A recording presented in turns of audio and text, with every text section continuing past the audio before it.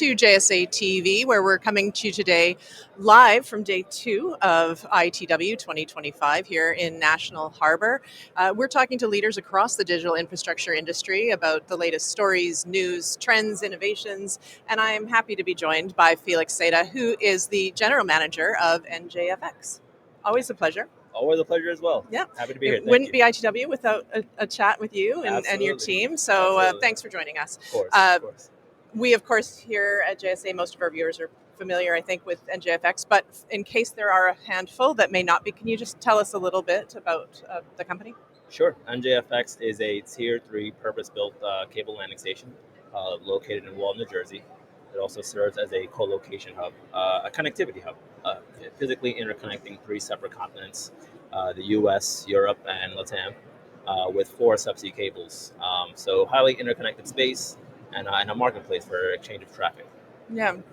And so I feel like a big conversation that's happening, not just at ITW, but in general, is around just the growing demand for capacity, connectivity, data storage, et cetera, everything, because of the surge in demand coming from AI and all of those things. And you know, with where you're located, I know that you've been in conversations recently about, well, what's New York City going to do with this data surge and how are they ready to handle that? And I'm just wondering if you could sort of weigh in on that conversation here for us. Yeah, absolutely. I mean, AI is the prevalent topic in our industry right now and has been for quite some time. I think what you're seeing right now is everyone's looking at the space and power aspect of AI, right? And looking for locations where they could fulfill those space and power requirements. That's really for the machine learning aspect of AI. But what people are not really talking about much yet is the second aspect of it, the AI inference aspect, right? And that's going to require a lot of connectivity.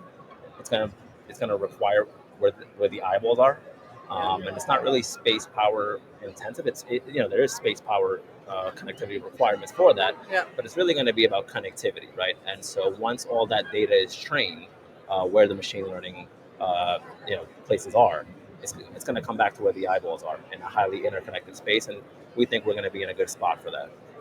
So talk about that a little bit more, just the AI inference node and what that means from a capacity perspective. Yeah, so we're actually going to market now with a 4.5 megawatt data hall. And again, it's really for the purpose of AI inference, right? And, what we have in terms of infrastructure is going to be prevalent for that, right?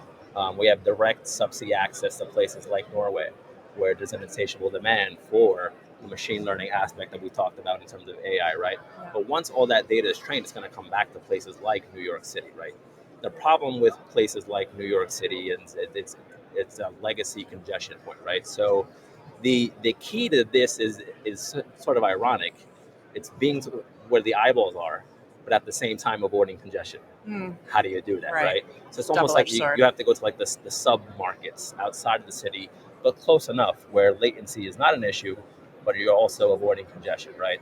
And NJFX, we built our data center and co-location hub to meet those demands, right? The convergence of physical assets, wavelengths, dark fiber, converging with direct subsea access to take on those latency sensitive requirements, but at the same time avoiding congestion points that could be an issue in terms of augmentation of infrastructure that's needed for AI. Right. So, okay, well, this is, that's your sort of immediate short term that you're focused on right now, obviously. I mean, all hands on deck, I'm sure, to provide that. When you sort of look beyond, in the next 12 to 24 months, what does the future look like in terms of how you're planning for the growth of the industry? Yeah, I think part of it is what we're doing right now, right? I mean, it's getting ready for those next 12 to 24 months, and it happens now. And it's all about infrastructure. It's about infrastructure demands. It's about increasing infrastructure, creating new infrastructure. And a lot of it is, like I said, it's going to be the physical assets, right? There's going to be, there's subsea, not going away. That's going to be still a big topic, right? Because of the growing demands of AI, I mean, there's going to be new connectivity requirements going everywhere, and the transatlantic piece is going to be prevalent for that, and that's where we come into play. So, just continuing what we're doing, focusing on the core connectivity piece, but at the same time also growing the infrastructure that's going to allow for all these new requirements that come into play. Yeah, perfect. Well, it's always a pleasure to speak with you. There's always a lot happening with you and your team at NJFX. So so thank you. We always appreciate you taking the time, as I said. Thank you. Thank you for that. And thank you to our viewers today for tuning in to JSA TV, coming to you today live all day long from ITW 2025. Until next time.